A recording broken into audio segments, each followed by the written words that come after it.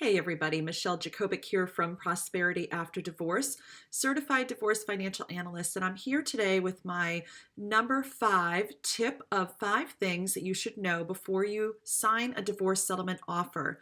Tip number 5 is having an understanding that there is prosperity after divorce.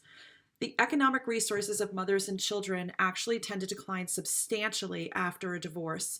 On average, household income drops $13,000 a year, and standards of living drop 20% lower than what they were when you were married. And homeownership declines actually 12%. It doesn't have to be this way. One of the biggest things that you can do is arm yourself with enough information and make sure that you are not part of the statistics. It's all about making the right decisions when it matters most and educating yourself in this process of what it is that it's going to take for you to reset the button and restart this next chapter of your life. Yes, you are definitely going to have to make some changes, but there is no need to be afraid because you're the one in charge. One of the reasons that I'm so passionate about my mission and walking with women once they leave the courtroom steps in this next transition is because when I went through my divorce in 2010, this was an area that I absolutely failed. I did not change anything. I acted as if everything was still the same. However, just like the statistics, I had less income coming in, I had higher expenses, and I was acting as if everything was still the same. I was tired of talking about money, tired of arguing about money. The last thing that I wanted to do post-divorce was think about money.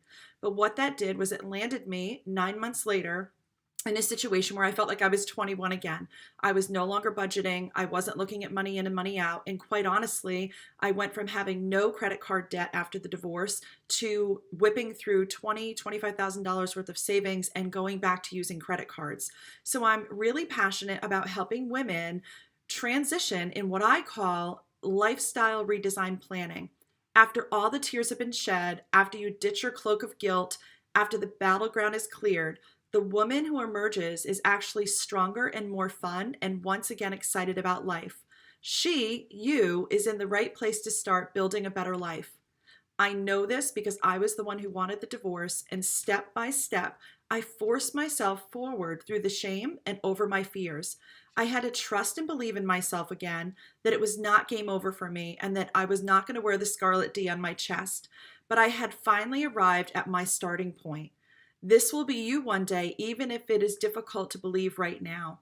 With a clear picture of your present and future finances, you will be able to know what you can afford and you'll be in charge of making really good decisions. If you'd like to learn more about how you can work one-on-one with me or come into one of my online group programs and start this process of resetting your financial footing, be sure to visit the link below at my website and see what we've got going on for events.